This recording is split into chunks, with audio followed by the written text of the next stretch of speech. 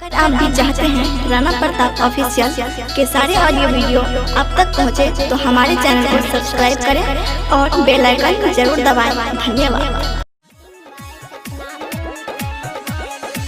Mix by Sonu Kushwaha, ठेकहा बाजार, मोतिहारी। हमरे सुहाग रहे सुखी परिवार, करी बिनतिया तोहार, भोले बाबा भूखल बानी। हमरे सुहाग रहे सुखी परिवार, करी बिनतिया तोहार, भोले बाबा भूखल बानी। करतानी तीज त्योहार, भोले बाबा भूखल बानी।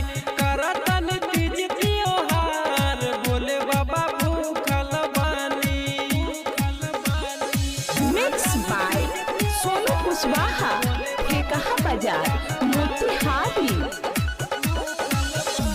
की हंसत खेलत रही बलम जी, सिर के ताज रखिया हो।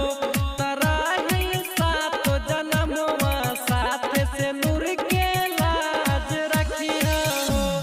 हंसत खेलत रही बलम जी, सिर के ताज रखिया हो।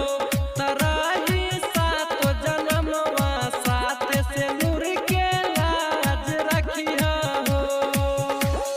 राखी निर्जलवा चढ़ाई फूल फलवा, करत रात से विकार, भोले बाबा भूखल बानी।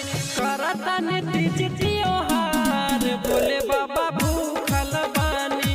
करतानी तीज त्योहार, भोले बाबा भूखल बानी।